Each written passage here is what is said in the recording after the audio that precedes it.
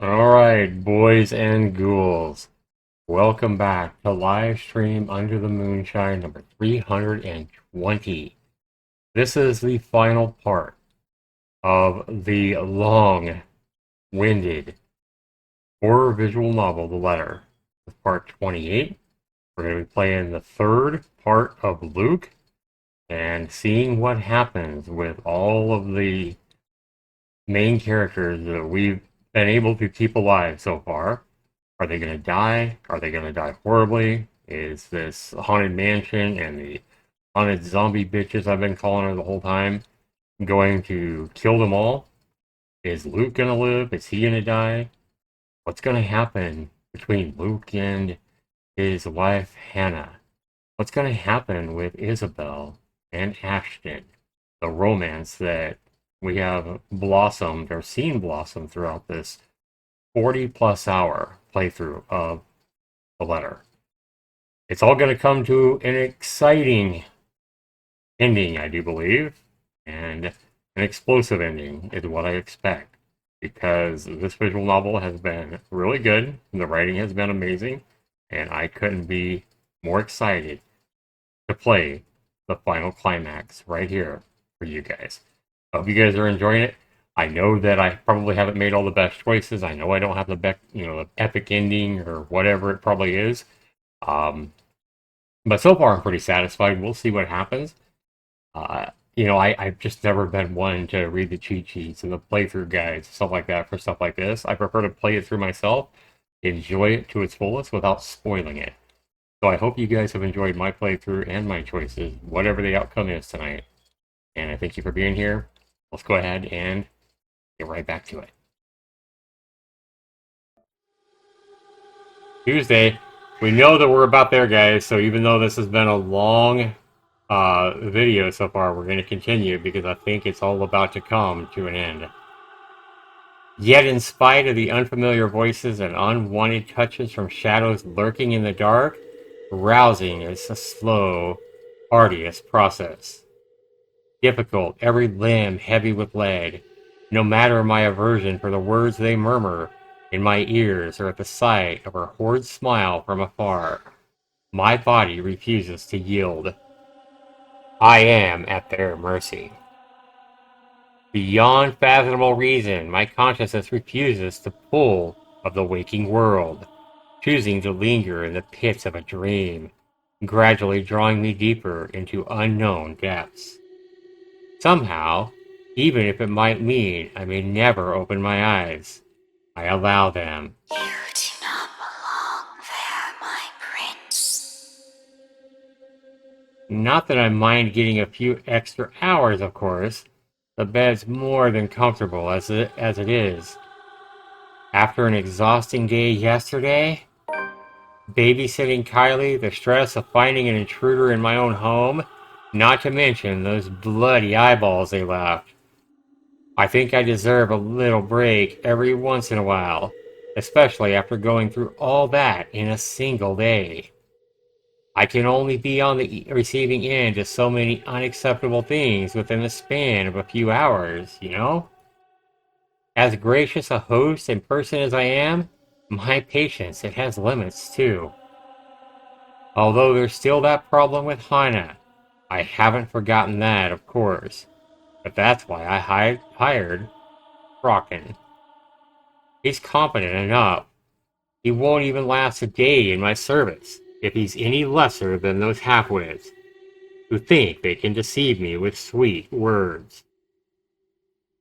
He's more than capable of working on his own without guidance.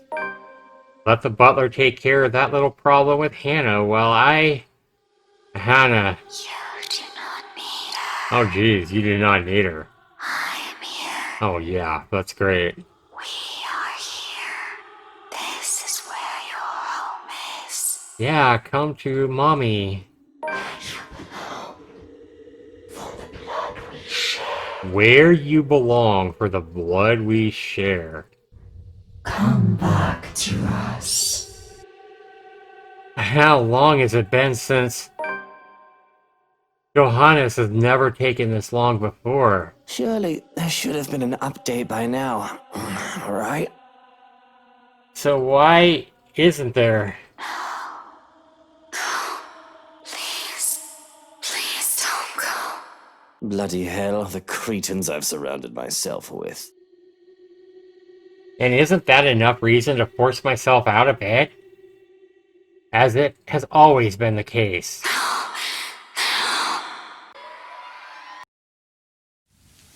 My eyes fly open, expecting the warm rays of sunshine filtering through the curtains, only to be greeted by a blinding flash of light and a loud boom of thunder that sounded nearly too close to my ears. Strong gusts of wind will occasionally burst in from the open balcony door, bringing in drizzles of cold rain into the room. I must have left it open earlier before dozing off. The carpet and the floor closest to it is already drenched. Hannah's going to be so cross once she sees this. Not that it's an immediate problem. If anything, it's this power outage we should be minding to first. With the intruder still at large, steering through this darkness might be far more fatal than multiple stab wounds, or even a gunshot to the chest. Oh, great. The power's still out. That is exactly what I need right now. Yes. It's a storm, of course. I should have moved back to the penthouse to weather it in a much more comfortable setting. Already I can hear the creak and groans of this old place as rain beats against the windows. Johans, has someone been sent to check the circuit breaker yet? No answer. Johans? Silence. Shrokin! Someone! Anyone? The still nothing, and my cordial mood is quickly dissipating. Where are those idiots when you need them? It's really a wonder why he hasn't fixed this yet. Was I really out that long? Can't be. It's only been a few hours after midnight, if the time on my wristwatch is anything to go by. Unless I've forgotten to change it again after the last overseas trip a month ago. Though the delay is understandable, if he went looking for Hana as he promised. But bloody hell, my safety's also at stake here. Cursing, I see still, letting my eyes try and adjust to the darkness while my hands fumble for my slippers. If that butler isn't going to fix this, I may as well order the security posted outside to do it. It's probably just a blown fuse. Anyone with a brain can repair one. Grabbing my jacket with my footwear finally on, I make for my door. Although in haste, I pause briefly when a gleam catches my eye. On one of my drawers, underneath the clutter I've yet to organize, the muzzle of a gun peeks out. Anna has never openly commented on my possession of it, but I know she does not approve of it, knowing the bloody firearms policy in this nation. Of course, I've not found much use for it in the 7 years we've been together, otherwise she would have already had it thrown out years ago. Doesn't mean it won't be useful right now. Without a second thought, I seize it, Without a second thought, I seize the gun, sending the stuff piled above it onto the floor. Whatever. I'll get to it later. This blackout problem should be resolved first. Right next to my missing security detail, as it turns out. Where the fuck did everyone go? There were two, weren't there? Shrokin had two blokes posted to stand guard for the night. I might be panicking for a bit earlier, but I'm quite sure I haven't gotten delusional yet. What? Did both of them decide to take a break? Because they think the master's already sound asleep and won't be looking for them? Damn nitwits. I know assassinations happen very rarely these days, and even less in a peaceful city like Luxborn, but bollocks! There's been a woman going in and out of this place uninvited, who may or may not want to pull a knife on my back. And another peasant managed to break into this house just the other day. Isn't that enough reason to stay on alert? I'm fairly certain Shrokin won't just enlist their help just for a power outage. only to leave me unprotected. We have a difficult friendship, so to speak, but I doubt the man is an opportunist. I'm holding the lives of his family in my hands, after all. He knows what I am capable of doing, and he's not stupid enough to do anything that'll endanger them and save only himself. So where then? Only my footsteps echo a long dark passage, and I'm left gripping the handle of my pistol for some sort of comfort.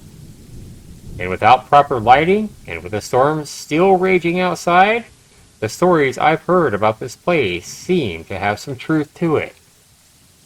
Some. If I'm reaching and wish to entertain myself for a bit, I'll say there might also be ghosts whispering in my ears, calling. Of course, it's just the wind and the trees rustling outside. Nothing good will come from allowing these thoughts to linger when problems are piling up in front of me one after another. Especially with what greets me once I get to the foyer. Though it's dark, the large windows illuminate the area much more easily than any of the other rooms. Alright, so here we are at the same scene we ended with Ash. We're finally here. And from where I stand atop the stairs, I can easily make out their forms. I can even recognize them. It's all gone crazy when these intruders come into my house. I'm no stranger to a cop playing dirty. The smart ones knew that neither life nor criminals are going to play fair. But Lily, the estate agent? She doesn't seem the sort. And Daisy too? What will Kylie think of her Miss Pink if the poor tyke finds out about this? Not to mention Manch as well? Anna trusted her. I trusted her to be a professional at the very least, for fuck's sake. Well, well, what have we here? If I were any less sober, I'd say this is the beginning of a joke. Bloody trespassers, what is wrong with these fucking people? Do they really think I'll be fine with them just walking into my home like this? What are they even doing in here? If I didn't know any better, they might also be behind Hana's disappearance. That's right, my love. Oh shit. They must have a motive. Make them pay. Oh Jesus, we got this bitch whispering in his fucking ear. And it better be a good one. As if he's not evil enough. For all the wrong they've done to us. The evil one says, yeah, make them pay. Yeah, I don't think Luke needs any help being an asshole or an evil fuck. Or a bullet to the head is the least all of them will deserve. I don't make a habit of harming women, of course, but this is just crossing the line. Let's see. A high school teacher, a real estate agent, and an interior designer walk into a mansion. Thunder crackles once again, cutting me off. This time, its sound hits close enough that it nearly feels as if the windows and the ground itself are rumbling. All is deathly still for just a moment. I don't let it stop me, however, as I slowly make my way towards them. Taking one careful step at a time, relishing the expression of fear in their eyes. I suppose there's something ominous in this evening. With the heavy rain outside and the lack of light here, I kinda like it, to be honest. Add something to the atmosphere. I suppose I must look like the villain now. But short of me getting close to them, a noise to my left distracts me, briefly halting my movements while curiosity takes over every murmur in my head. And it's a good thing, perhaps, that I did, because as soon as I look up, I see him. The detective from a few days ago, the one Lee mentioned. Just as he's about to jump down from furniture that has somehow ended up piled up and blocking the door of the parlor? What happened there? Did he really think it's alright to do that in other people's houses? Lout. Teach him, my lord. Oh, Jesus. Put him in his place. My hand's already moving before any rationale can stop me. Fingers firm at my gun when I finally release the safety from it and take aim. Not at him, but instead at his friends. They are his, aren't they? Why else would they be here together? It doesn't matter. I know his kind follows some sort of moral standard. He won't let an innocent be harmed, especially people he cares about. My finger on the trigger is more than itching to shoot, and I won't back. Sure, I could have simply taken aim at him, but more than seeing him bleed, I want to see the expression on his face once he realizes everything he's doing is futile. He's trapped. Lives are in my hands now. His life is in my hand. Had I known there would be a party in my own home tonight, I would have opened a bloody bottle or two. People these days, in my own home, can you believe it? His sarcasm is crazy. I feel so left out. I can tell the exact moment the realization dawns on him. A short second of his body freezing and blood draining from his face as soon as his feet hits the floor and he looks up. He's already a prey trapped by his own recklessness. Pathetic. Look at that evil grin. And really, Daisy, even you, what would Kylie say? Luke, this isn't what you're thinking. You have to listen to us. There's something going on here. Well, obviously, why else would people be trespassing in my home? What about little Lily over there, then? What's your excuse? Checking back if your clients are doing okay? Is that it? Is this what this is? Oh, we're doing good, by the way. Sir, please. Oh, please, what? We need to get out of this place. You need to leave. Tut-tut, not a good enough excuse, darling. You people are the ones who need to get out of my sight. Don't worry, I might consider pressing lighter. Can't say the same for feathers here, though. Yeah. Sorry guys, I keep accidentally clicking. Don't worry. Don't worry, I might consider pressing lighter charges for the woman. Can't say the same for feathers here, though. Yeah. So he's basically saying he might not press charges on the women, but he's definitely going to press charges on Ash. But really now?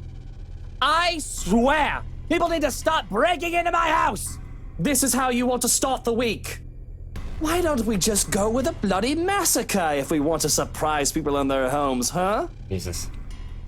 It's just a passing remark, of course. I'm not stupid enough to do something that'll bring negative attention to myself. Reputation and all that? I just can't risk it. The thought of having dead bodies here, ones that I'm not even responsible for, they're the ones who trespassed. It's already quite too much. It'll literally be overkill, especially for someone like me. Nevertheless, joke or not, Feathers wastes no time drawing his own gun at the sight of my own. Even if he knows it's already too damn late. Still, he glares at me. Still, he fights back. Now, Feathers. Manners. You're in no position to be pointing that gun at people. There's no desperation in him like I'm hoping. Just an annoyance flickering shortly before being hidden underneath a challenge. The likes of him are the kind of people that I hate the most. Even with all their failures already glaring down at them, mocking every worthless move they make, they have the impudence to stare people in the eye. Why don't you put yours down first, and then we'll talk about manners. Oh, he talks back. The gall! You know, your kind pisses me off so much. Annoying most of the time. Like a damn pest that you can't be rid of. But to some degree, it is commendable. I'll give him that. After all, we're almost the same in that regard. Almost. I'm still the better person, of course. Oh yeah, of course you are, Luke. He tells me to put the gun down, but I see no reason why I should. I'm a homeowner, in defense of my own home. I have the right to, I'd like to think, questionable permit of firearms aside. It's not like I wanted this, but I'm already high-strung and their presence does not help. Bloody peasants. I can never seem to figure out how their minds fully work. Take this one for example. Despite the pride brimming in him, how he matches my glare with one of his own, he simply lowers his pistol after a long second, but not in surrender. The tense set in his shoulders tells me as much. But the closest he can get to lowering his own ego in favor of something I can't quite place. Interesting. I gotta admit, I'm almost disappointed in him. As you should be, my lord. I've expected him to hold until one of us shoots the other. I can't say it'll be more exciting that way. A bullet inside any part of my body isn't something I'd like to have on a bad day like today. Or any day for that matter. But it'll surely be predictable of him. And I like predictable. They're the kinds of people who are the easiest to deal with, no matter what situation. And with them, there's no second guessing what they're going to do. He shoots and then I shoot. One of us is going to die. The other walks away. That's nothing complicated. Nothing require much brain power, just muscle memory, and who's the better shooter. End of story. It's done. Yet here he is, dragging a deep breath in, and setting aside the only thing protecting him. I can easily shoot him this way, be done with this whole farce of a conversation. Instead, I find myself listening. A concession for a person who in another life would have also become the person I am today, had his circumstances allowed it. That's a damn shame. We might have gotten along. Listen, right. I need you to. But alas, You broke into my house, and somehow, you expect me to listen like a good little boy. Are you a bit touched in the head, Feathers? I'm not the one breaking laws here. Look here, fucker. If I wanted you dead, I could have done it so many times already. In fact, I can easily shoot you down right here, right now. that's confidence right there. And you won't be able to do a damn thing, even with that gun. A meeting of two prideful blokes will never go well, whichever lifetime it is. And I can only laugh at his audacity, his lack of shame and fear even facing the business end of my pistol. You know what I'm thinking right now? In another lifetime, we would have probably gotten along well. The best truth I can offer him, not many people, those who have slighted me, in particular, live this long to see it. And he should be grateful. You're already gracious enough, allowing him to stand in your presence like this. You're already gracious enough allowing him to stand in your presence like this, the haunted bitch says.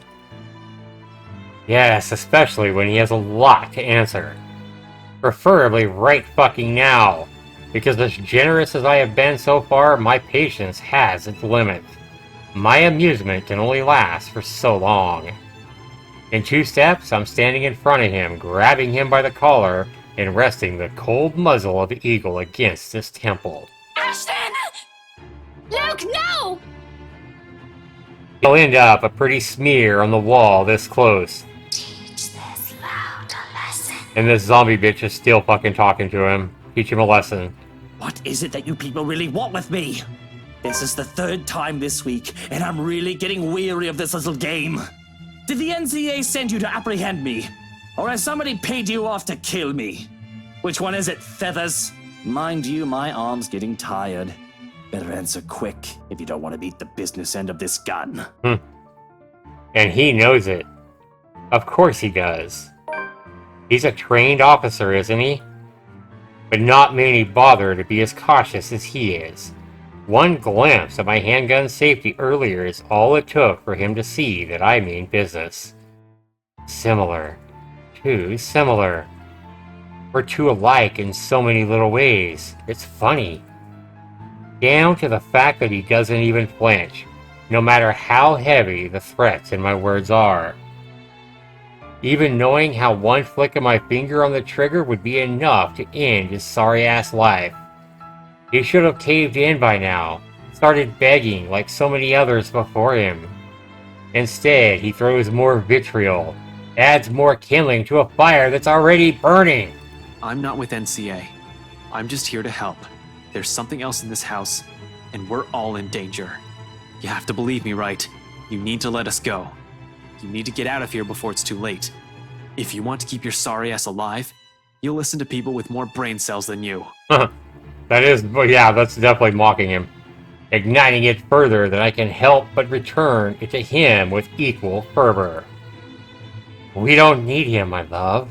Why, you insolent! We both decided to move in that movement.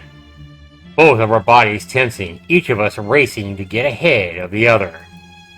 However, before we can even get a head start, a voice unexpectedly rings above the chaos about to ensue. And there she is. Both his wife and the haunted zombie bitch thing.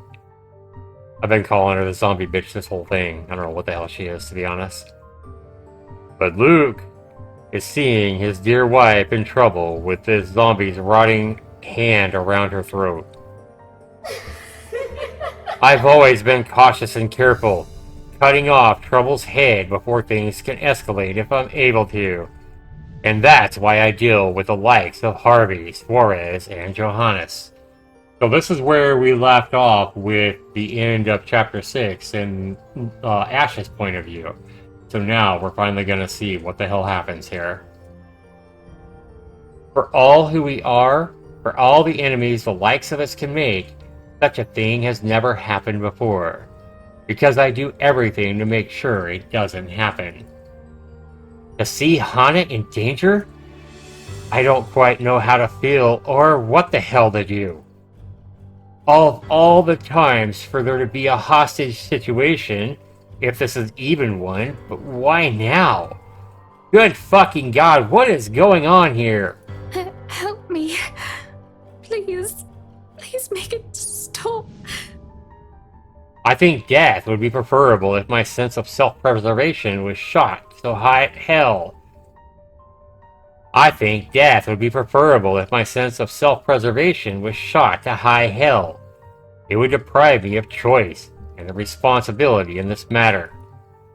And I don't want to think about how fast my heart beats, so that I hardly hear anything other than my own heartbeat and her pleading. Please. They're in my head. Screaming. It hurts so much.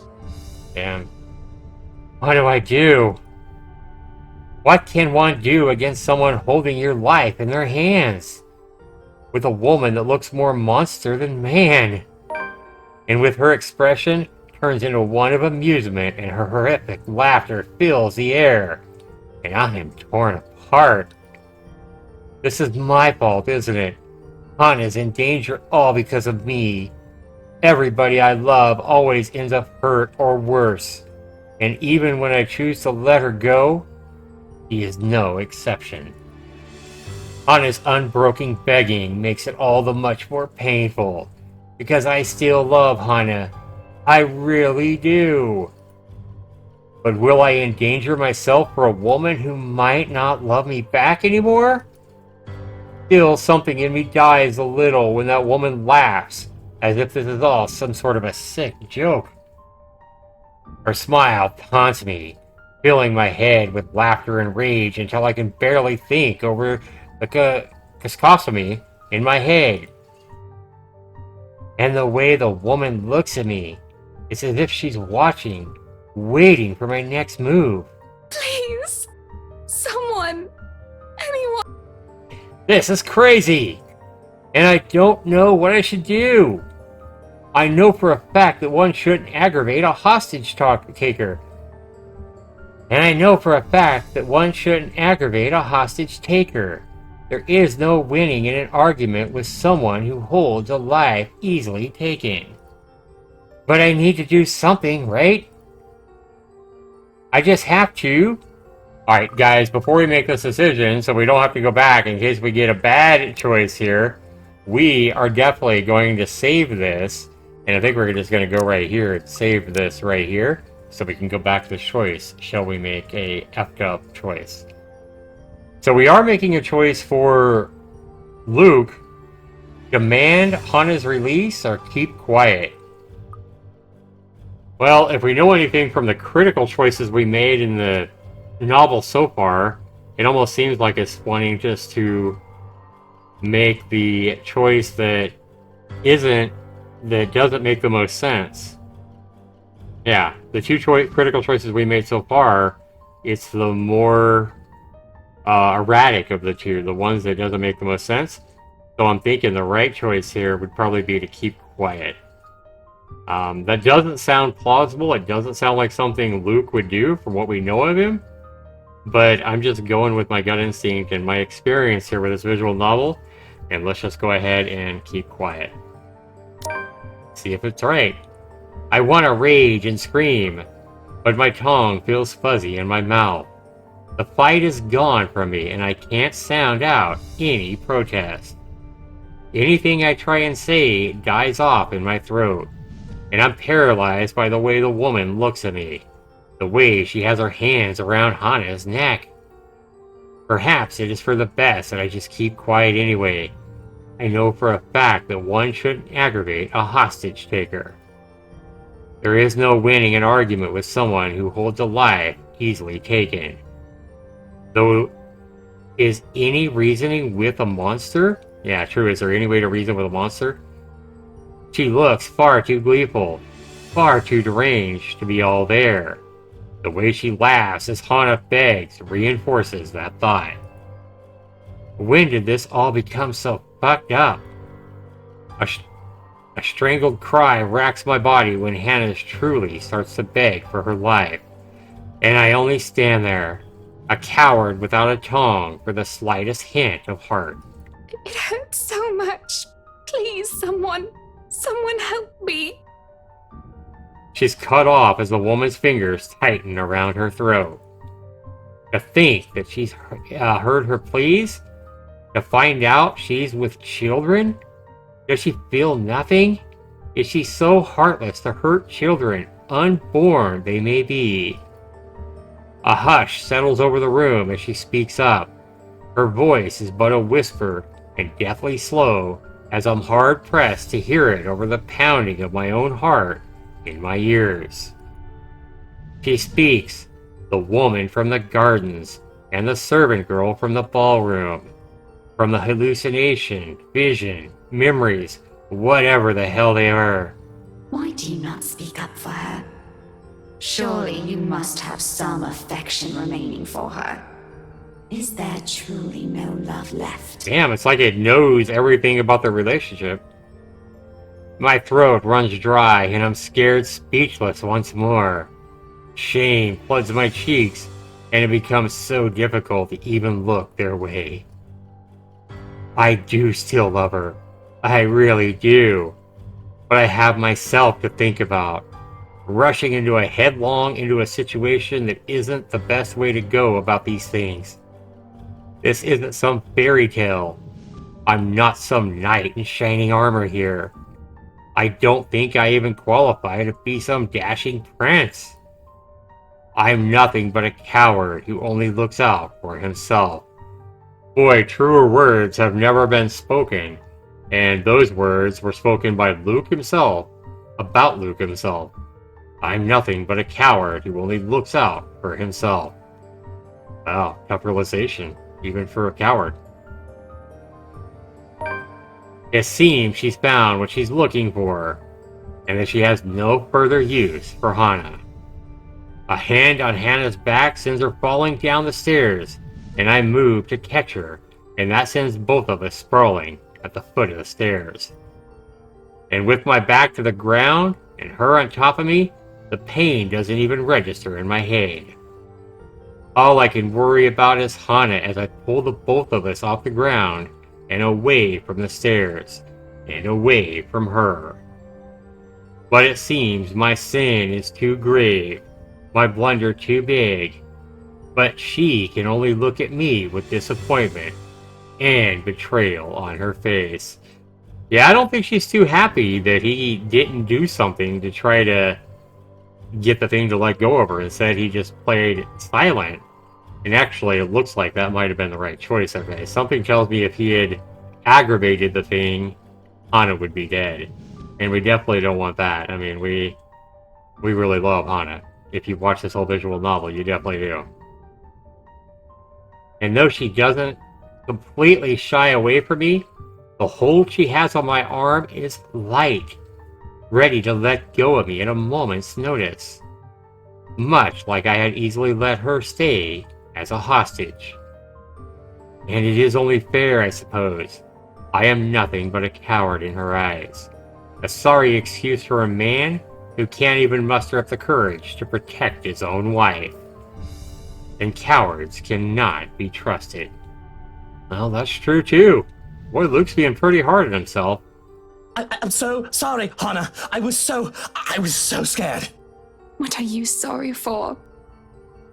What? What do you mean? It's not like you were ever there for me to begin with. Damn!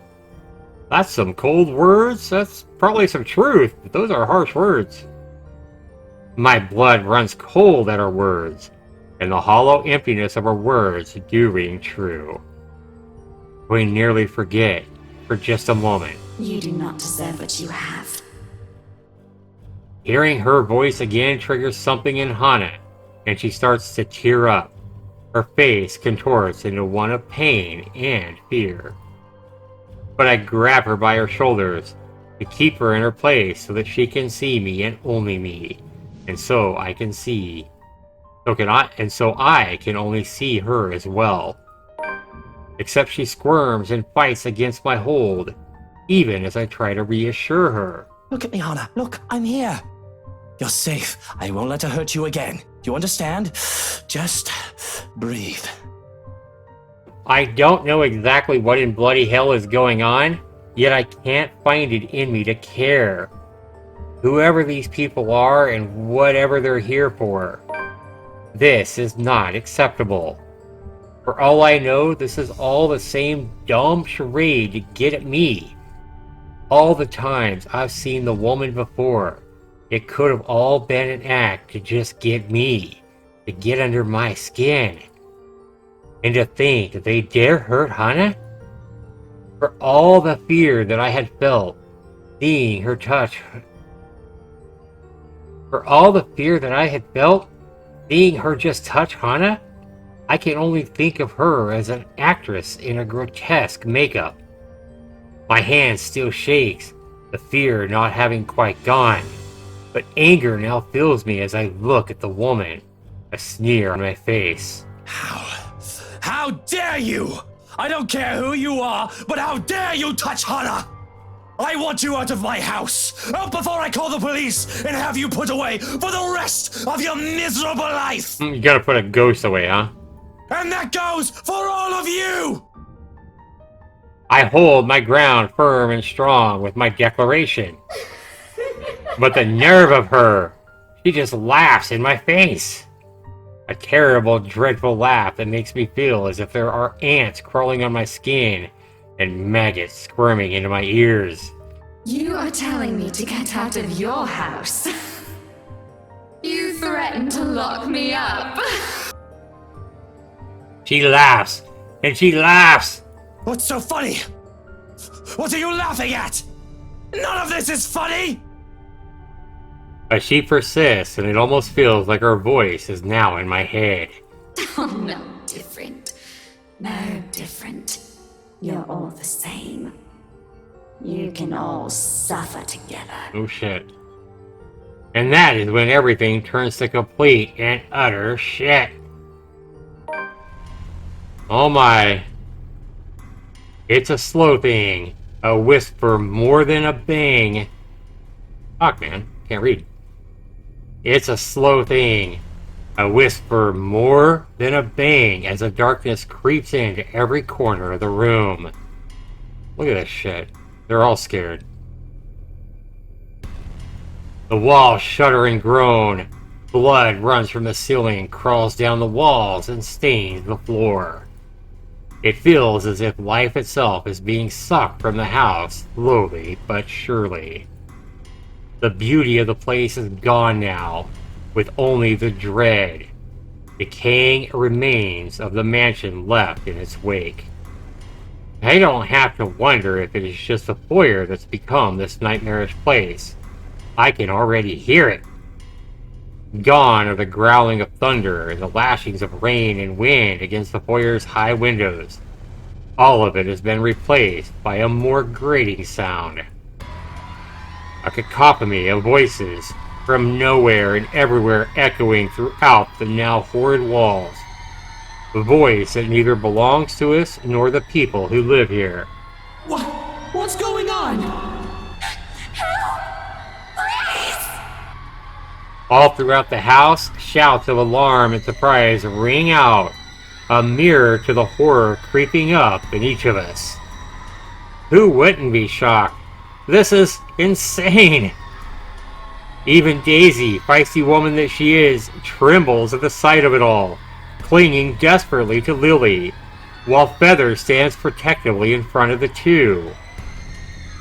Brave of him, I have to admit, to put himself in front lines like that. Though it doesn't necessarily mean he doesn't feel the same fear as the rest of us do. Something I don't blame him for. There seems to be no end in sight to this insanity. If anything, this only feels like it's just the beginning of the end. Help me! Oh my god! Please, somebody! Anybody! Who are you? Stay away! No. Stay away! Stay away! No! She's here! You've got to let me out! She's gonna kill me! This is all the voices of all the people she's killed, like Zach right there. This is fucked up. Someone! She's... Yeah, that's when Zach was crying before it killed her. Or before it killed him. Their screams fill the mansion. That would be so freaking horrifying. Imagine this thing's telling you that you're all gonna die. Blood starts freaking running down the walls. You're seeing the thick, deep red blood running down the walls and pooling on the floor. You hear cries from all over the mansion, echoing through the mansion. Cries of all the people, your friends, your own friends and loved ones that have died horrifically to this thing in front of you. That would be insanely horrifying. This visual novel has made up some of the most horrific nightmares imaginable. It's been good, guys. Their screams are filling the mansion. She laughs all the while, a harsh, agonizing sound that goes on for what feels like forever. Until there's nothing but silence. Her horrid smile, and pale hands reaching out to me. Calling, beckoning, and pleading. I'm terrified, I really am. Like I should be. But I've never been one to truly stay afraid. I've long learned that fear will not get me anywhere. Cowering in a corner doesn't help keep me safe, and it will not keep me alive. Not like rage does. I've learned to use this burning hate inside of me to survive. There is no difference right now. Stay away from me! Why do you wish to leave? This is where you belong, my lord. Remember the blood we share? This is your home. Don't you remember? You promised to return, to stay, together with me, with us, with people no different from you. What is she talking about, Luke? What does she mean? Damn. Don't listen to her, she lies. I promised no such thing to anyone. Hannah, you're the one who bought this house. Damn, now he's blaming her. How should I know what she's babbling about? I never even wanted to be here in the first place. Well, he is right. Hannah is the one that wanted to buy the damn house. A terrible case of mistaken identity. That must be it. I'm quite sure of it. I don't know this woman, this monster. Why would I say that to someone like her? In my entire lifetime, I've only made and kept sincere promises to a mere two people, Hannah Evans and Eleanor Chandler, his mother. No one else, ever. The rest of those who claim I promised anything to them can go fuck themselves.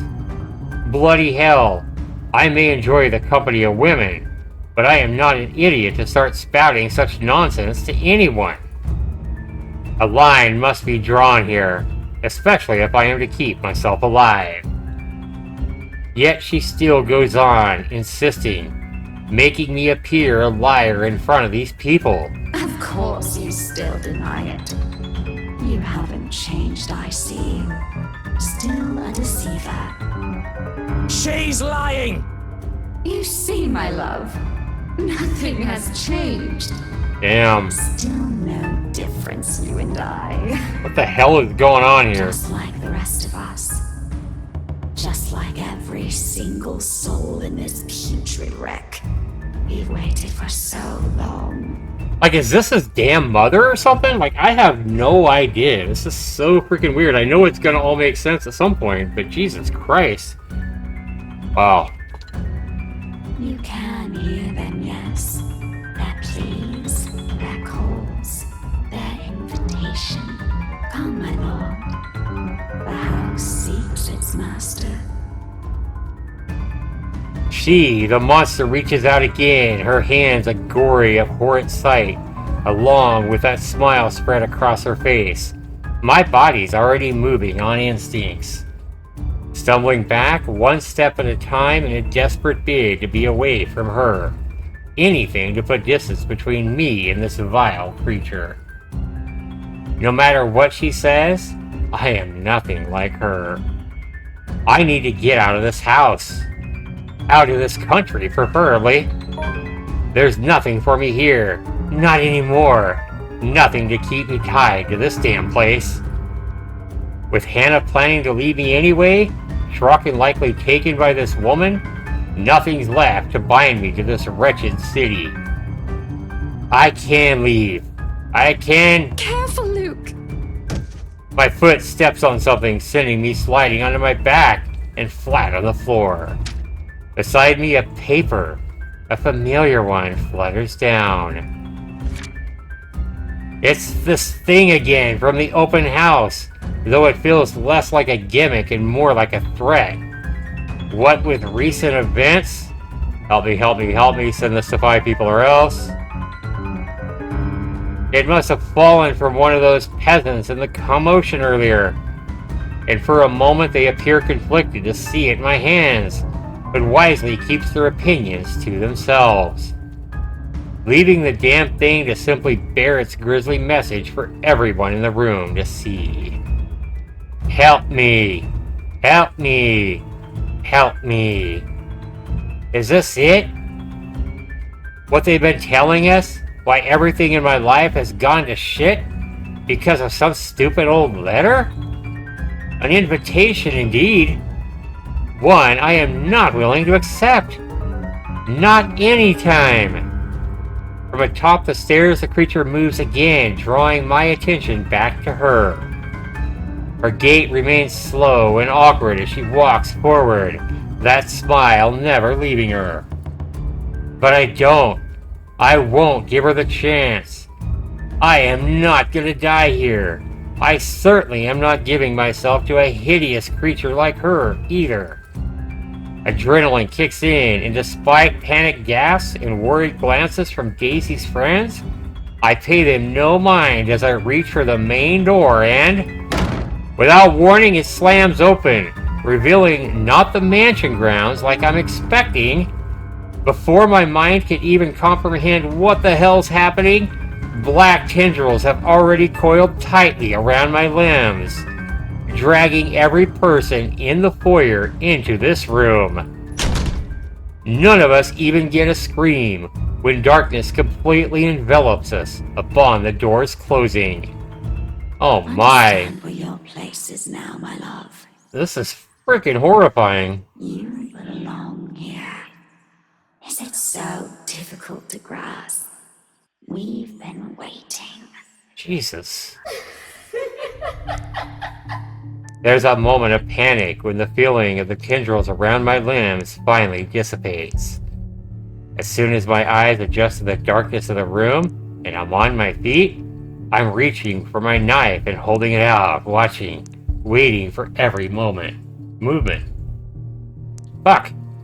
As soon as my eyes adjust to the darkness of the room and I'm on my feet, I'm reaching for my knife and holding it out, watching now, waiting for every movement. Using it as a way to put distance between me and these peasants. Who knows what they'll do now? We're all desperate to get out of this damn house. There's only 6 of us in this room. 3 of them friends at that. I cannot trust these people not to turn on me. Bloody hell. Even Hannah's giving me the same looks as they are now. Oh my. Though Mint has already gone loon, crouched in a corner and muttering to herself. You can't really say anyone's safe from her. If anything, she's the one I should watch out for. I cannot trust anyone. Not anymore. Not after this. Despite the pleading looks Lily shoots my way while they all huddle in the corner behind Feathers. But I have to remind myself that even people like her are capable of doing unpleasant. She's only human after all. It's never an excuse. Why, even Hannah has her cunning, manipulative moments, though she does it much subtler than I do. Why else would Lily show this letter to us that day, if not just to save herself? I guess that backfired on her now that she and her own friends are also stuck in here. Still, I have every right to be livid. Everything that I've built has now fallen apart. All because these people came into our damn lives. You! All of you! Oh boy. This is all your fault! If I've died to this bloody case, I'm taking you all down with me! Wow. Luke, please put that knife away. This isn't going to solve anything. Calm down, Wright. The situation's already bad. You're just making it worse. You shut your mouth! If it weren't for you, for this letter, for all of you, none of this would have happened! Is your life all that matters to you? What about these people here? Don't they have the same problem? What about me, Luke? Do you even care? Damn. Are you taking their side? You're also stuck in this nightmare, Hannah! That creature is out to get us, and you're still defending these people! I'm not defending anyone, Luke. I'm just trying to be reasonable when you're clearly not. Oh, of course you're not. You're just the one who bought this bloody mansion to begin with. If I didn't know any better, you did this on purpose! Wow. Why, no. Why would I ever do that? This was only meant to be an anniversary gift. For you. For us. For the family we're going to have. Right, anniversary gift. Oh, here's your gift, darling. Oh, by the way, there's a curse included in the package. I hope that's all right. I'm sorry, that's kind of funny. Are you really that eager to get rid of me, Hannah? Because if that's what you've been meaning to do all this time, you might as well just put a knife in my back while I'm... Damn. Suddenly, Hannah steps up and slaps the knife away from my hand. Said knife slides uselessly under the table, out of my reach. Before my mind registers what's happening, a sharp blow explodes in the side of my head, sending me reeling backwards. Damn! Hannah knocked the fuck out of him! Good job, Hannah! That's actually very, very rewarding as a player playing this game. Because we've seen what a fucking arrogant, cheating asshole this guy has been to her. She merely stands before me afterwards without even batting an eye, glaring at me as if she might just rip my damn head off in this instance. Damn, that's pretty cool that she just knocked the living fuck out of him. I like that art too. Sometimes I forget. Real quick, guys, I want to go ahead. We haven't even checked on the relationship status with Luke. We know he's not very liked by anybody, but let's take a look. Yeah, I don't even know how he has that big of a relationship with Isabella. I guess just because she sold him the mansion. Hannah, look at where it's went from the start of the visual novel. Marianne, I mean, he tried to seduce Marianne. Rebecca, only because of the little girl. Ashton, Jesus. I love that art, though. And look at his eyes, almost cross-eyed as she hits him. Love, love, love that art. Don't you dare, Luke. Don't you dare imply I've ever thought of you that way. But Hannah is never the weak woman I believed her to be. How did I come to think of her as such? She used to be someone I can look up to, isn't she? When you look at her now, the way she stands tall facing a man like me, the same way as she has done all those years ago, I can't help but think I am not responsible for taking that part of herself away from her. Enjoy your time as Miss Luke Wright. What a bunch of shit. Figures why she wants to leave me. And these people are only trying to help us. Yeah, that's true, they were. That's why they were there. Oh, of course, by barging into our home. Are you really going to trust them to save your life?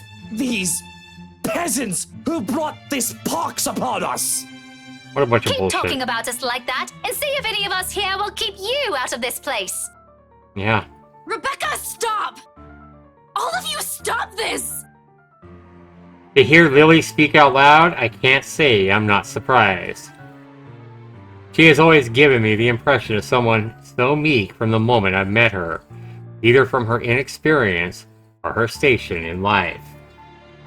She has never struck me as someone fitting to be a real estate agent at all.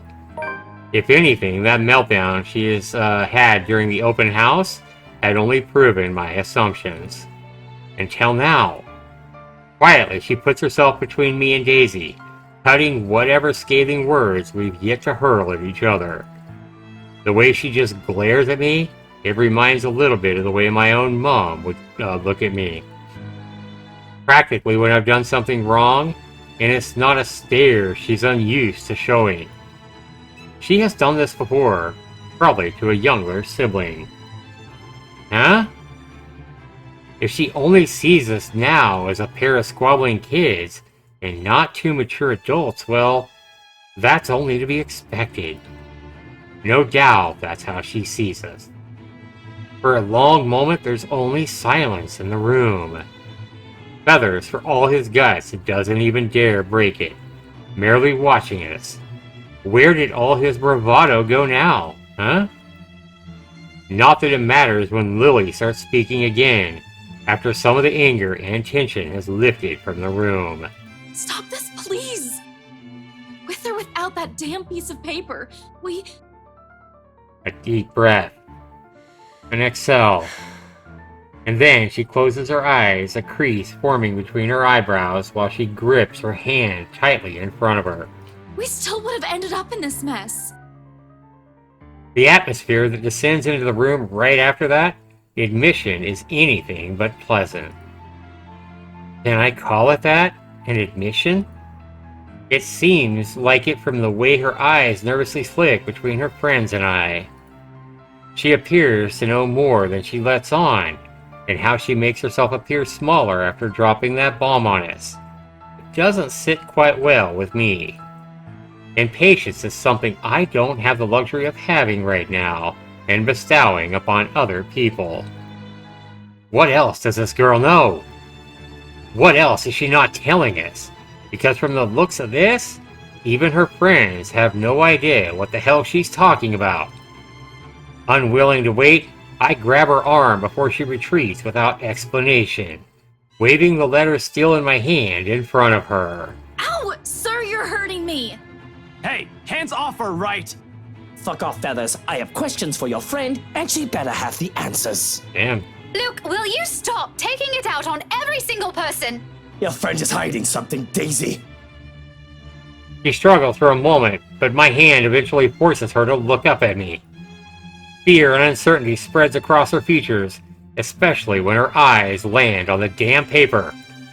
As much as I want to be considerate right now, I want answers, damn it. What do you mean, Lily? I'm not sure about it. Don't give me that, you know something! You might be right. Ow!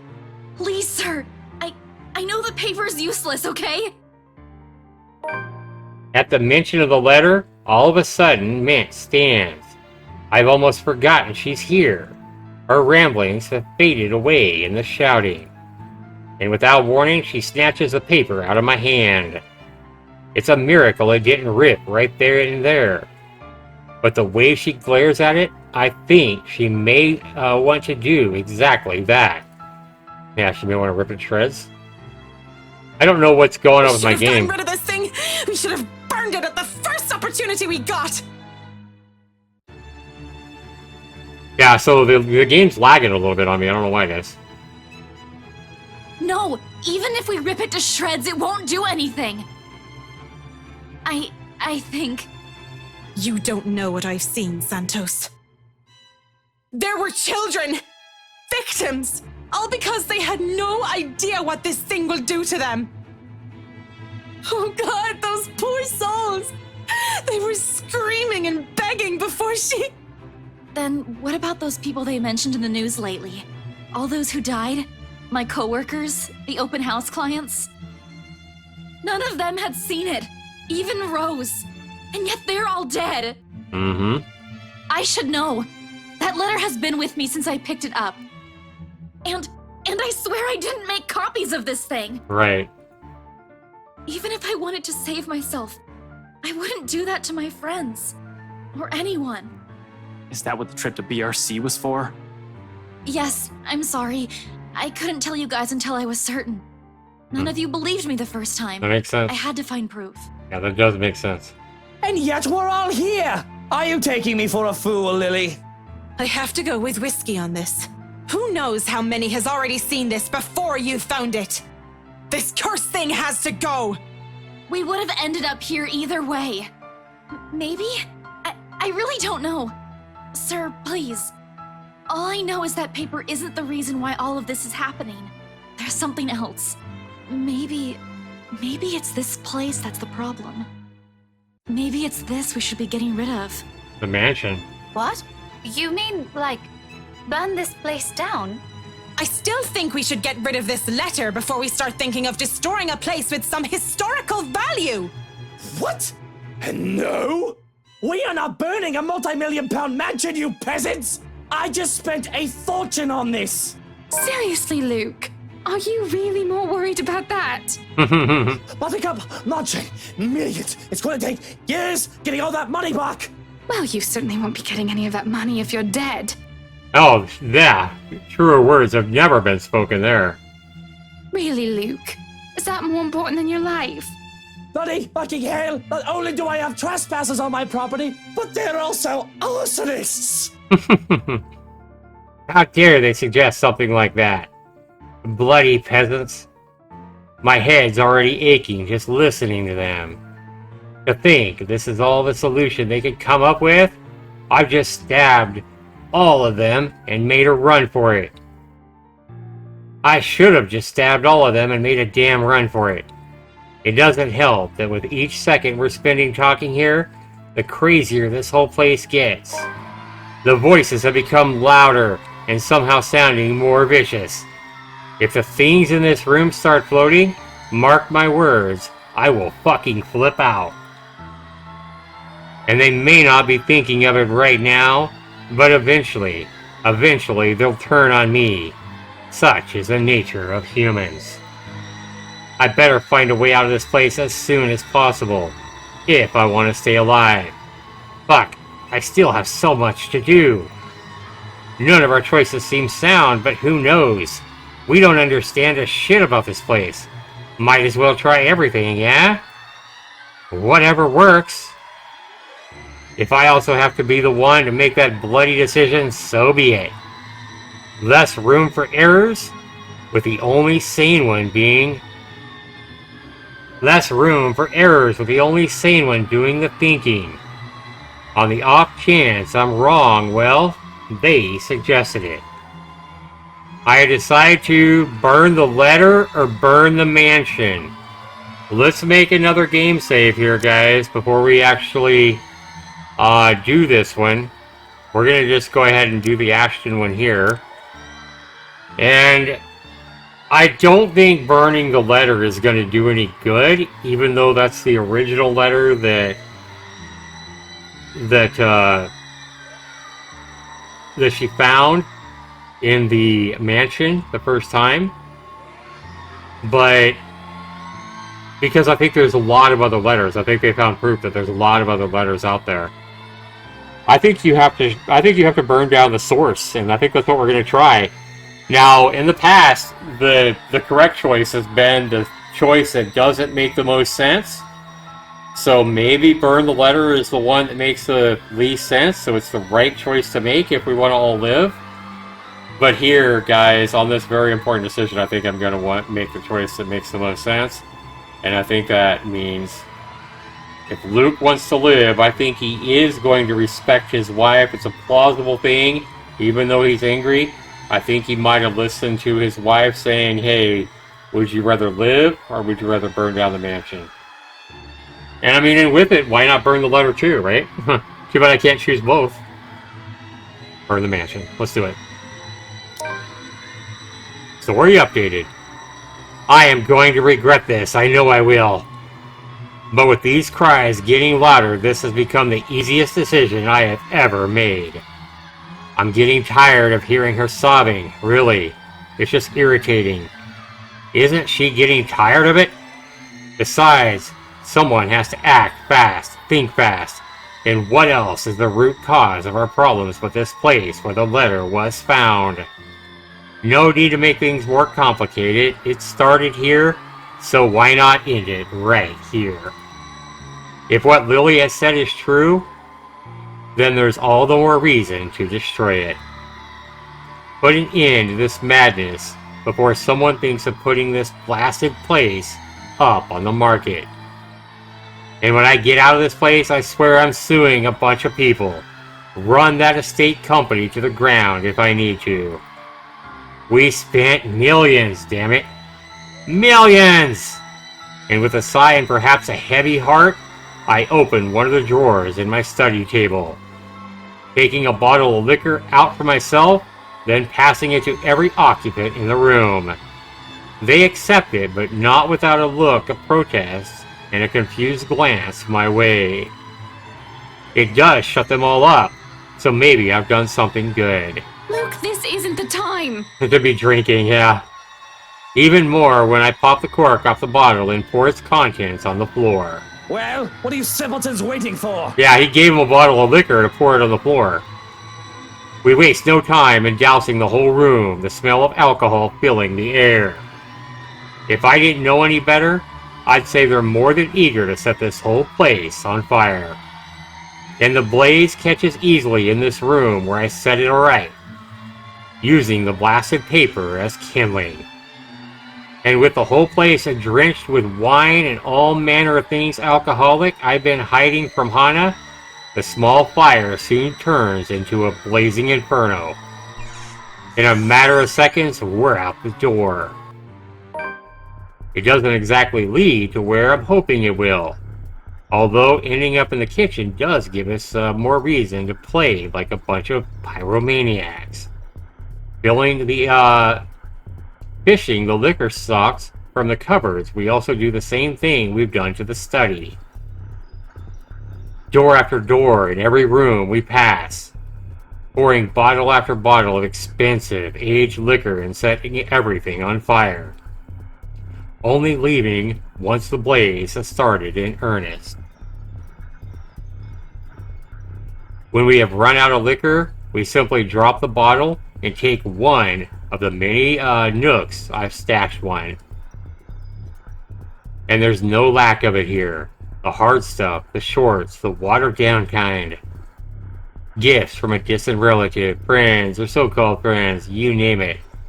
I've made sure there's always one within reach everywhere. How many of these things do you keep in this house? Yeah, no question. I always have a few bottles in the bedroom, you know, the parlor and the dining room. You have problems, man. Well, yeah, he's right. Well, isn't this the time to discuss them? Yeah, not a good time. Turns out it'll be useful now, right? Not to drown out my sorrows, but for this, the wonder of wonders. Though I suppose I can now say it has saved my life. But we don't know that yet. But there's no time for some introspection now, because with each room we pass and burn, the place also becomes easier to navigate. As if it's slowly righting itself, returning to what it's supposed to be. Soon, we finally find ourselves standing before the main door. The strong odor of burning wood, cloth, and varnish alike wafts from under the doors of the rooms we previously torched, slowly filling the hall with a thick black smoke. The blaze has also started in earnest at every part of the house. I can already feel the heat seeping from the rooms of set aflame. In a matter of minutes, flames will engulf this whole house. Fitting, that is when she appears again before us, watching us from atop the stairs, while her world goes up in flames around her. However, what catches my eyes is that expression on her face. Not the vile smile that I've already grown accustomed to, or the one where her eyes gleam with complete hatred. This one? Forlorn is the only word I can think of to describe it. No, please. Help me. Help me, please. Damn, and that's using Hannah's voice, isn't it? Can the dead still feel? Can she still hear us? Or is that merely another one of her tricks to trap us in this nightmare? Like this, however, she seems almost like the woman that she used to be. And I don't waste any time pondering over it. Not with the exit just a few steps away. The door is finally open, and through it, I can glimpse the world outside. Well, thank God you opened the front door and it didn't open up to another room again on fire. Safety! However, I do turn, if only to see the last of her. A farewell, more than anything. For all of her attempts to lure me, draw me in, her wishes to be with me, she does not stop me when I finally run from this horrid place. Quietly, she disappears. Watching a multi-million-pound house burn before me, for some reason, nothing about this bothers me now. Maybe it's that one last look on her face that has changed it. Maybe it's what I've seen and heard inside. There's only a calm, a stillness.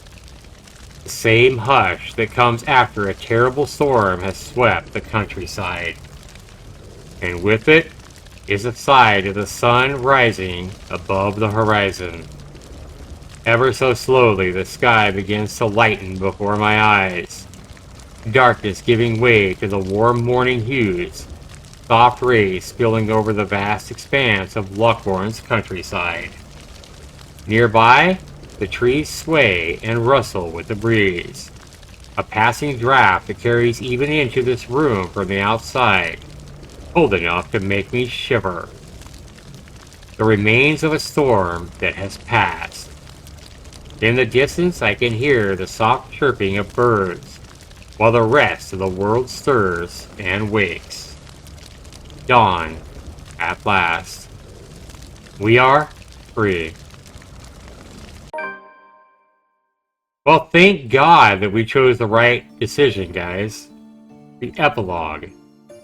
Like the flames that engulfed the mansion last night, whispers quickly spread across Lochborn City after the incident. Officers who investigated have simply deemed it an unfortunate accident. Regardless of the truth, Luke Wright files criminal charges against Briar Realty Corporation after, for undisclosed reasons to the public, forcing the latter to declare bankruptcy. A move that has merely stoked the rumors even further. But for those who still believe in the stories of the old, and those who know the truth, it is but a testament to the curse and the secrets of Imengard Mansion that was hidden for centuries. If there will come a time, those will finally be revealed. Wait a minute. If there will come a time those will finally be revealed, only the ashes of the now ruined mansion know. However, on nights when the wind howls and thunder booms across the sky, some still claim the hearing of voices where it once stood. Oh shit, that's spooky. Of cries and wails that fill the nights and desperate calls of help for anyone who dares to listen. As for those who want to tread its halls, unable to settle their differences, Hannah Wright eventually files for a divorce from Luke Wright. Well, good for her. For several months, they become the subject of gossips in the mass media in the city.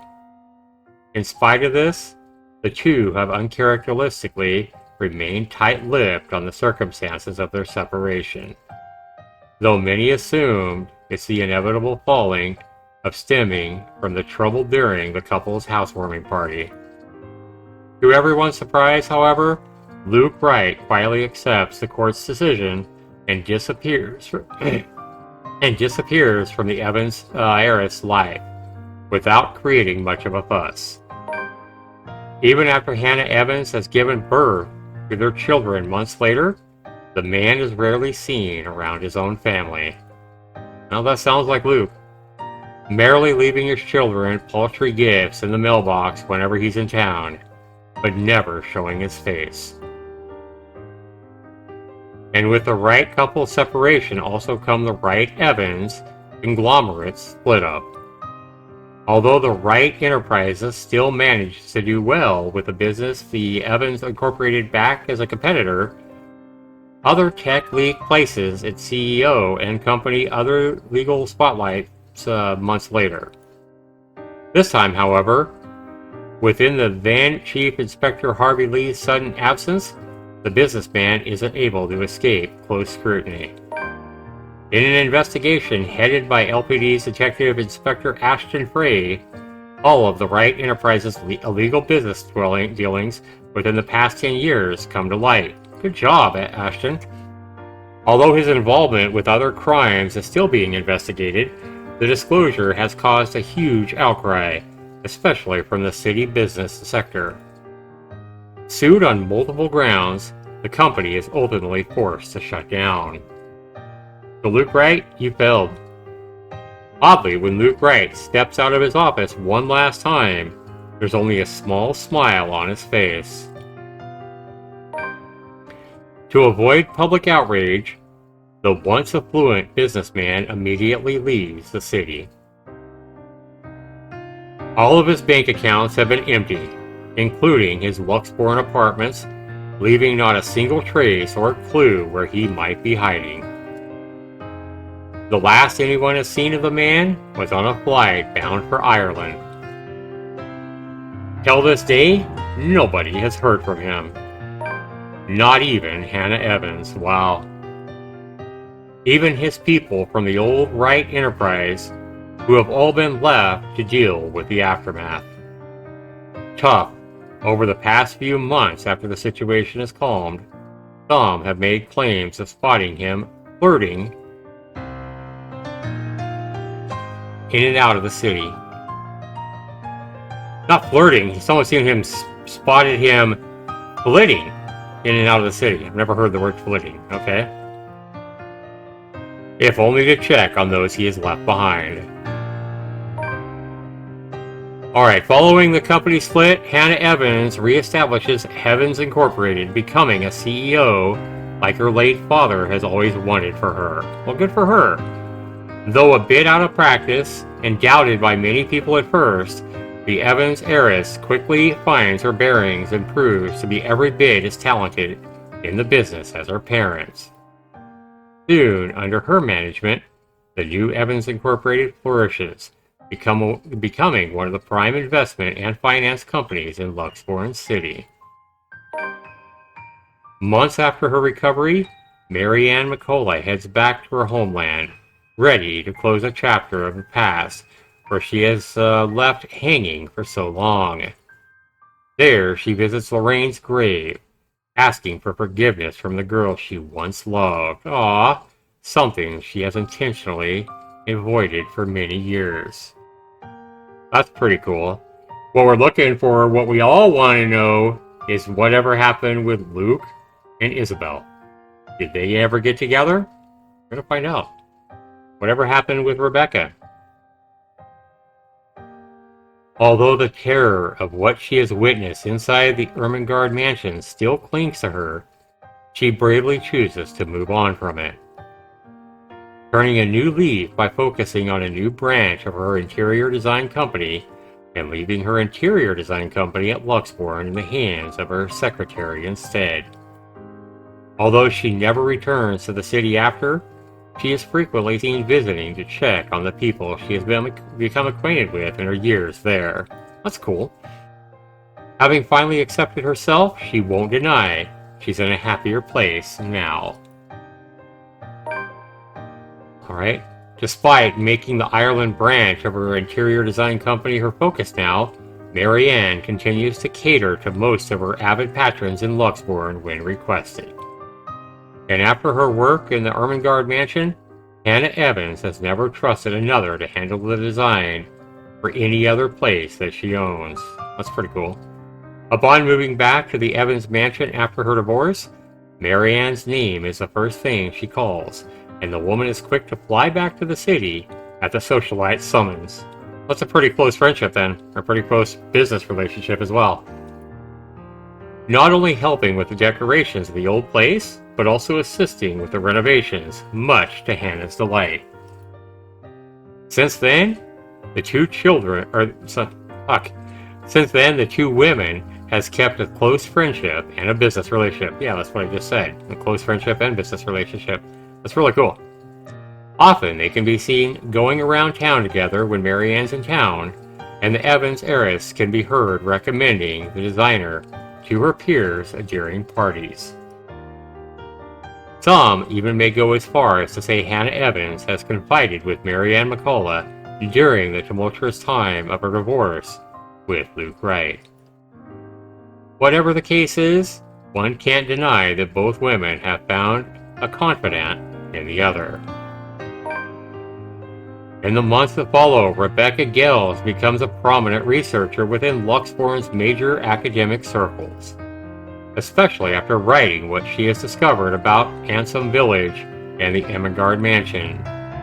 With help from Professor Andrew Clark, she is soon able to secure fundings to continue her research, presenting her findings yearly at local and international symposiums. Now, at the tail end of her current study, she hopes to publish her first book, correcting all the inaccuracies in the city's current history. A move supported by both colleagues, students, and friends alike. Though she knows she still has a long way to go before she can even begin to change people's minds about it, Professor Clark has warned her as much. She perseveres. Doing it not for herself, but for the sake of what she lost after the curse. As fresh as the wounds are still, this is how she remembers. That's really cool. And with Luke and Isabella, things have inevitably become strained between Ashton Frey and Rebecca Gels in the months following her confession. And with their lives getting busier, the two have eventually drifted apart. Oh, that's sad. Although neither talks about it, and the teacher still strives to forget an old love, it's clear to Rebecca that there are still feelings left he couldn't let go of. That's sad. If anything, however, this has only made it obvious how much has changed between them, and how much she has clung to the idea of Ashton from their younger days, the one that may not have been there in the first place. Merely an idea for a starry-eyed young girl. But if there will be a time when she's able to accept this, to move on from the hurt and repair an old friendship that has fallen to ruin, only she knows. Yeah, like I said at the moment, guys, And I knew kind of when she confessed to him, and she knew that he probably didn't have the same feelings for her. But you know that she went and just sobbed. She had to have. Like, she's got a big heart. She confessed her 17-year love to Ashton at that time, and he said he didn't see her as any more than a friend. That was a heartbreaking moment for sure. With her newfound courage, Isabella Santos finally chooses to pursue what she really wants for herself. Having made enough to keep her family afloat for a few years, and with her blessing, she quits her job at Briar Realty Corporation, thank God, and takes a scholarship offer from the local university. Though remarkably out of practice and unsure if she'll be able to keep up by the time she returns to the university, she finds her feet soon enough with help from people close to her. And with her confidence in her skills growing, so do a number of people recognizing her and her work. It doesn't take long for several award-giving bodies to take notice of her. For all her accomplishments, however, she has never fully or truly forgotten what happened at the Emigard Mansion, nor what she lost. The images still remain in her on a particularly unpleasant night. Terrors continue to visit her dreams. She knows those won't ever disappear from her life. It has become a part of her in the same way death has permanently taken from her. However, she's no longer afraid. That's important. And with a brave face, she carries on, earnestly wishing that someday she'll be able to paint brighter, more vivid thoughts on her canvas.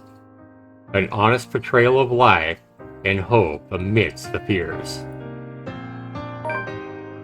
Shortly after accepting the scholarship grant from Luxembourg University, Isabella moves from Salemville residences in favor of staying in a dorm close to her campus. Although Rebecca Gale is quick to offer assistance for the move, she does admit that she will be missing her neighbor of more than 5 years.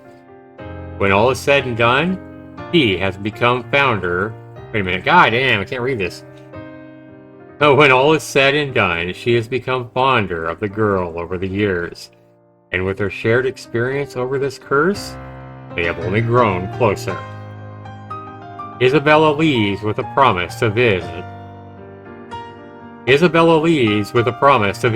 once in a while. Oh, only every once in a while?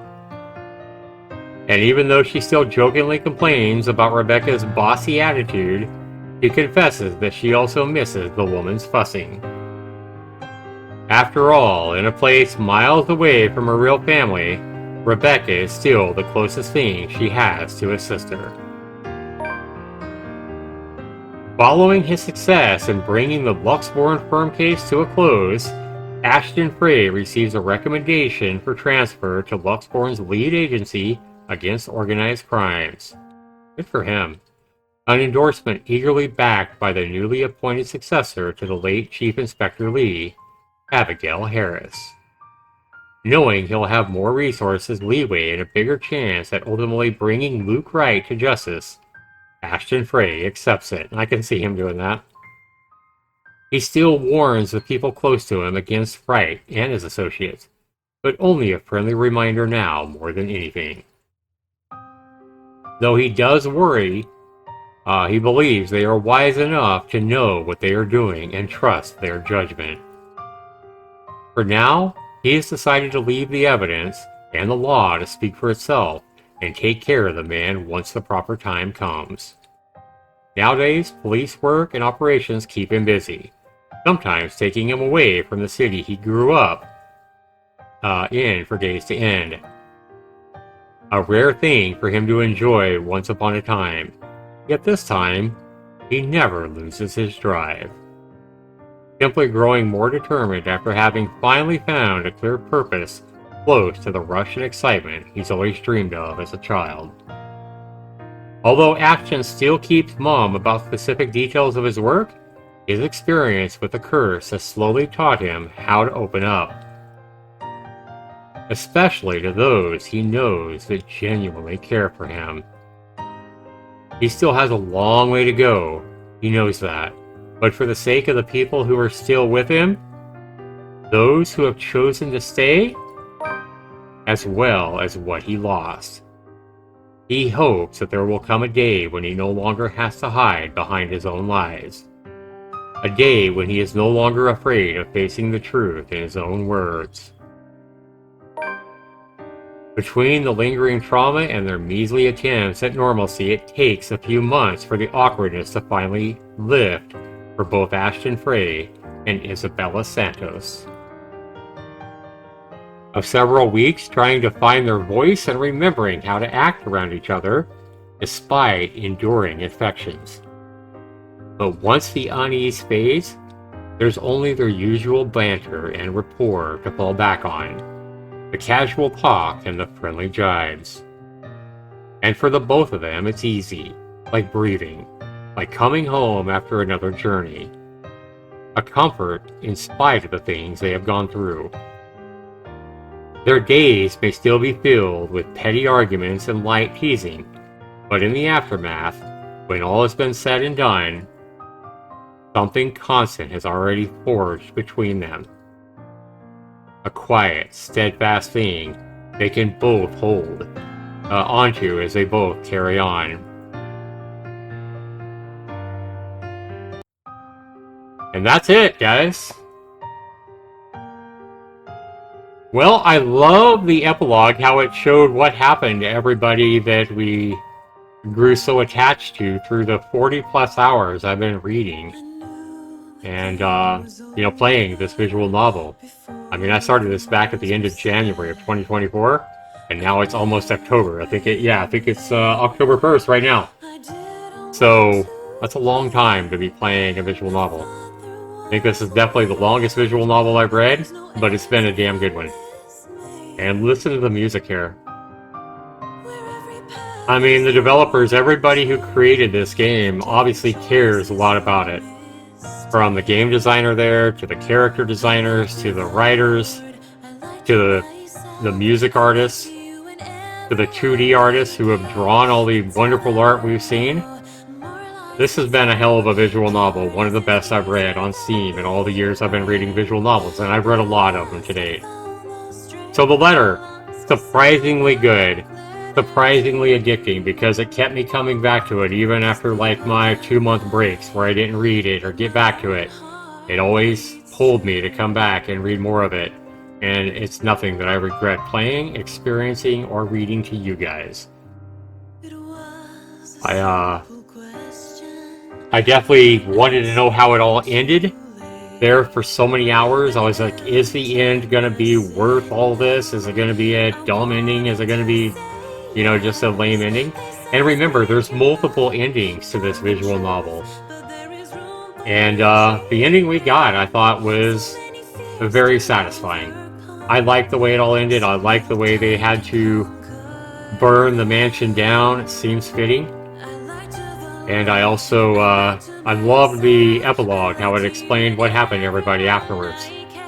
And thank God Hannah, thank God she actually divorced Luke Wright, because he's a pretty miserable MFer. You would hope something like this and having to burn down a multi-million-dollar mansion would make some changes to him and make him a better man.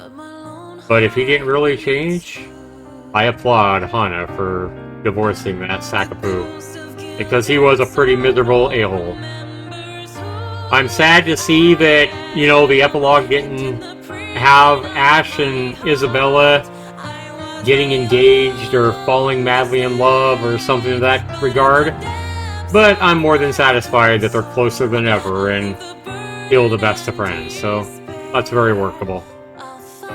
It kind of sucks that the relationship between Rebecca and Ash is kind of frayed and frazzled after she admitted to him that she loved him her entire life and he couldn't return those words back. So with that, guys, I do want to go ahead and thank you guys, those of you who have listened to my entire playthrough of the letter. Thanks so much for all the listening. Thanks so much for tuning in, whether it be to my Twitch live streams or to my YouTube videos.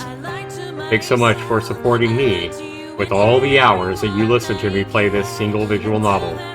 I hope you've enjoyed it even half as much as I've enjoyed reading it to you. And with that, guys, I'm going to go ahead and let you guys listen to the tune and the song of this great music that is only a part in one of the million reasons I love this visual novel. Great job to everyone who helped create this masterpiece, in my opinion. I really enjoyed it. Thanks so much for watching, everybody. We'll see you in the next one. Peace.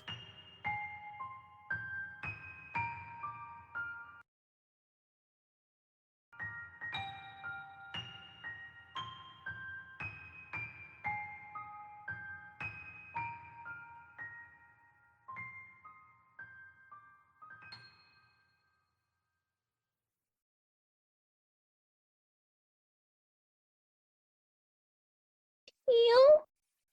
Where are you, Teal? Teal? Please? She's here! She's still here, Teal!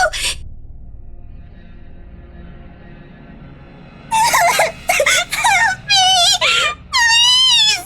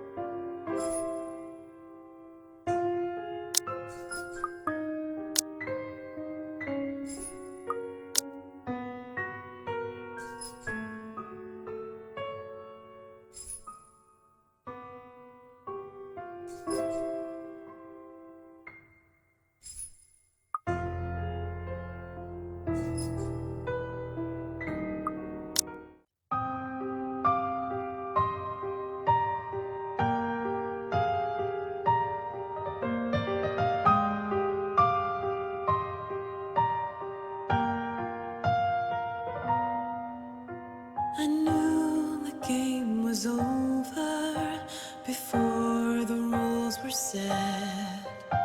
I've never been a winner. I didn't want to play. I thought there was a way out, but there's no exit from this maze, where every path is the wrong turn and every choice is a mistake. I lied to the Lord, I lied to myself, I lied to you and everyone I care, until there were no more lies to tell. Cowardice is easier than being brave, but at last I found the strength I lost to sing my love letter to you. 'Cause people can lie, but my lone heart beats true.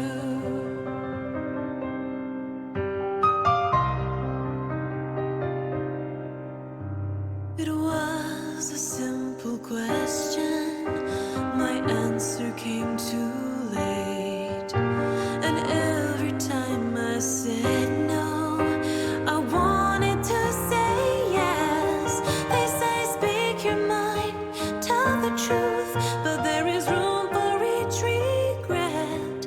So many fears to overcome, so little time to conquer them. I lied to the Lord, I lied to myself, I lied to you and everyone I care, until there were no more lies to tell.